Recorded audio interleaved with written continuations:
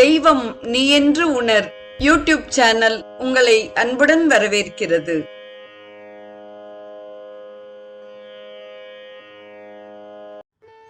அன்பு உள்ளங்கள் அனைவருக்கும் உற்சாகமான இனிய சுபதின வணக்கம்.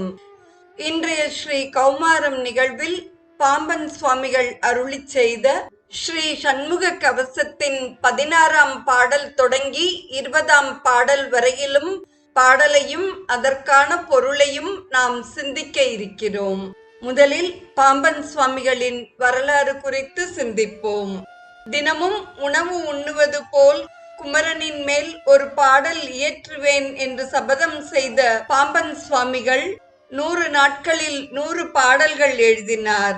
ராமேஸ்வரத்தை சேர்ந்த அறிஞர் சேதுமாதவ ஐயர் ஒரு நாள் நெல் வியாபாரம் செய்யும் இவரது கிடங்கிற்கு வந்தார். பணப்பெட்டியின் மீது 100 பாடல்கள் அமைந்த நோட்டு அங்கே இருந்தது. அதை எடுத்து படித்து பார்த்தார். சேதுமாதவ ஐயர் தம் நண்பர் புதுக்கோட்டை வித்வான் முத்துக்குமார சுவாமி பிள்ளையிடம் 100 பாடல்கள் அடங்கிய இந்த திரட்டினை காட்டினார். சிறுவயதிலேயே பாலகனுக்கு துறவு மனப்பான்மை உண்டானதை பாராட்டி அந்த செய்யுள் நோட்டை அச்சில் பதிப்பிக்க சொன்னார் சுவாமிகள். மேலும் பாடல்கள் பாடி சேர்க்க வேண்டும் என்று விரும்பியதால் பாம்பன் சுவாமிகள் அதை அச்சில் வெளியிடவில்லை. மீண்டும் வந்த சேதுமாதவ ஐயர் இவரை அழைத்து கொண்டு ராமேஸ்வரம் சென்றார். ஐயர் வீட்டிலேயே இருவரும் தங்கினர். மறுநாள் விஜயதசமி நன்னாள். விடியற்காலையில் இருவரும் அக்னி தீர்த்தமாகிய சமுத்திரக்கரையை அடைந்தனர். பிள்ளாய், மும்முறை தீர்த்த நீராடி திருநீறு அணிந்து வா, சுப்பிரமணிய சடாட்சர மந்திரத்தை உபதேசிக்கிறேன் என்றார் ஐயர். அப்பாவு என்கிற பாம்பன் சுவாமிகள் அப்படியே செய்ய விதிப்படி அங்கன்யாச கரன்யாசங்களுடன் வலச்செவியில் மூல மந்திரத்தை ஜபிக்கத் தொடங்கினார்.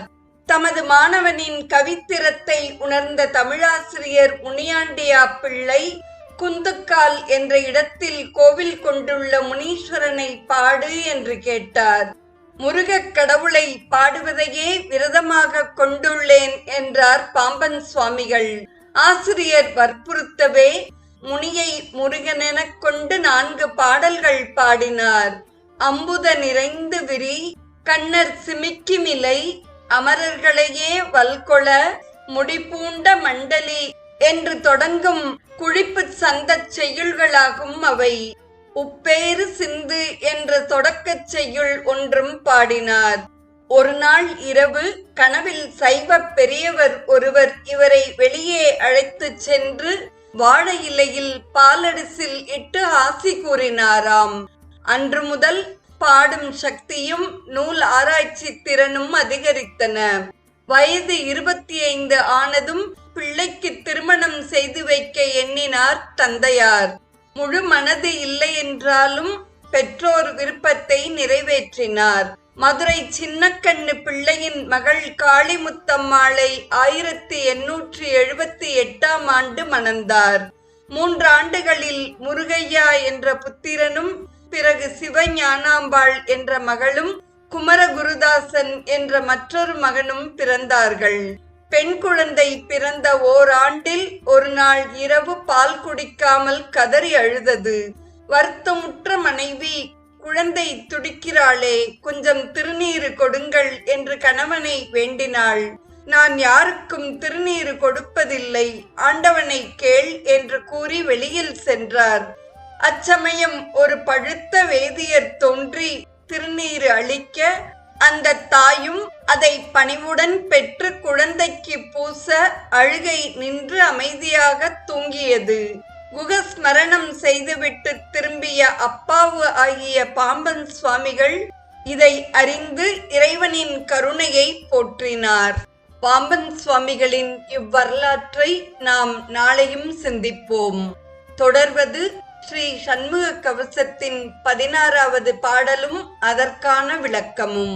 ஞமலியம் பரியன் கைவேல் நவக்கிரக கோள் காக்க, சுமவிழி நோய்கள் தந்த சூளையா கிரான ரோகம், திமிர்கடல் வாதம் சோகை சிரமடி கர்ணரோகம் எமை அணுகாமலே பன்னிரு புயன் ஜெயவேல் காக்க என்று 16ஆம் பாடல் அமைகிறது.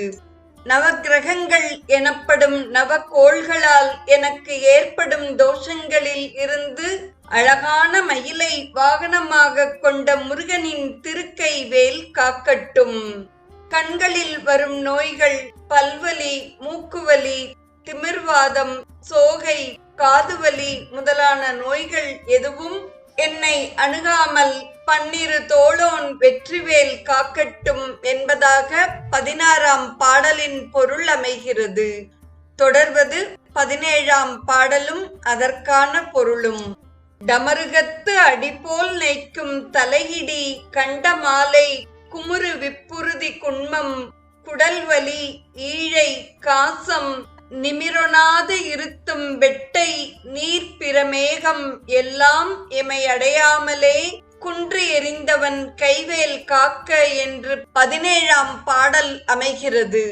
உடுக்கை இடிபோல் தலையிடி, கண்டமாலை, சிலந்தி, குன்மம், குடல்வலி, சளி, காசம், நிமிர முடியாது கிடத்தும் வெட்டை நோய், நீர் தொடர்பான மேக நோய்கள் முதலியன என்னை அடையாமல் மலையை பிளந்தவன் திருக்கைவேல் காக்கட்டும் என்பதாக 17ஆம் பாடலின் பொருள் அமைகிறது. தொடர்வது 18ஆம் பாடலும் அதற்கான பொருளும். இணக்கமில்லாத பித்த எரிவுமா சுரங்கள் கைகால் முணக்கவே குறைக்கும் குஷ்டம் மூல வெண்முளை தீ மந்தம் சனத்திலே கொள்ளும் சன்னி சாலமென்று அறையும் இந்த பிணிக்குளம் என்னை ஆளாமல் பெரும் சக்தி வடிவேல் காக்க என்பதாக 18ஆம் பாடல் அமைந்துள்ளது. இணக்கமற்ற பித்த எரிவு, கொடிய காய்ச்சல்கள், அங்கங்களை குறைக்கும் குஷ்டரோகம், வெண்மூல முலை, பசிமந்தம், தோன்றியவுடனே கொல்லக்கூடிய ஜன்னி முதலான நோய்கள் என்னை வயப்படுத்தி வருத்தாமல் பெரிய சக்திவேல் என்னை காக்கட்டும் என்று 18ஆம் பாடலின் பொருள் அமைகிறது.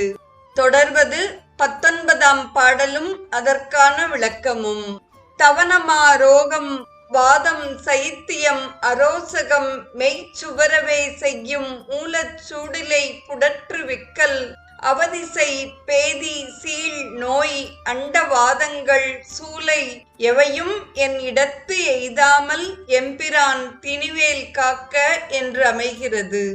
நாவறட்சி, வாத சீதளம், மூலச்சூடு, இளைப்பு, விக்கல், துன்புறுத்தும் பேதி, சீழ் நோய், அண்டவாதங்கள், சூலை நோய் எதுவும் எனக்கு வராதபடி எம்பிரானின் திண்ணிய வேல் காக்கட்டும் என்பது 19ஆம் பாடலின் விளக்கமாக அமைந்துள்ளது. நிறைவாக வருவது 20ஆம் பாடலாகும். நமைப்பரு கிரந்தி, வீக்கம், நனகிடு பாண்டு சோபம், அமர்த்திடு கருமை வெண்மை, ஆகுபல் தொழுநோய், கக்கல் இமைக்கு முன் உருவலிப்போடு, எழுபுடை பகந்தராதி இமைப்பொழுதேனும் என்னை எய்தாமல் அருள்வேல் காக்க என்பது நிறைவான 20வது பாடலாக அமைகிறது. கிரந்தி, பாண்டு, பலவித தொழுநோய்கள், வலிப்பு முதலியவை ஒரு கணமேனும் என்னை வருத்தாமல் அருள்வடிவான வடிவேல் காக்கட்டும் என்று 20ஆம் பாடலில் முருகப்பெருமானிடம் வேண்டுகிறார் பாம்பன் சுவாமிகள். நாளைய நிகழ்வில் 21ஆம் பாடல் தொடங்கி 25ஆம் பாடல் வரை நாம் பாடலையும் பொருளையும் சிந்திக்கலாம். இன்றைய ஸ்ரீ கௌமாரம் நிகழ்வில் பாம்பன் சுவாமிகள் அருளிச் செய்த ஸ்ரீ சண்முக கவசத்தின் 16ஆம் பாடல் தொடங்கி 20ஆம் பாடல் வரை பாடலையும் பொருளையும் செவிமடுத்த அத்துணை நல்ல உள்ளங்களுக்கும் நெஞ்சார்ந்த நன்றி. மீண்டும் நாளைய நிகழ்வில் இணைவோம்.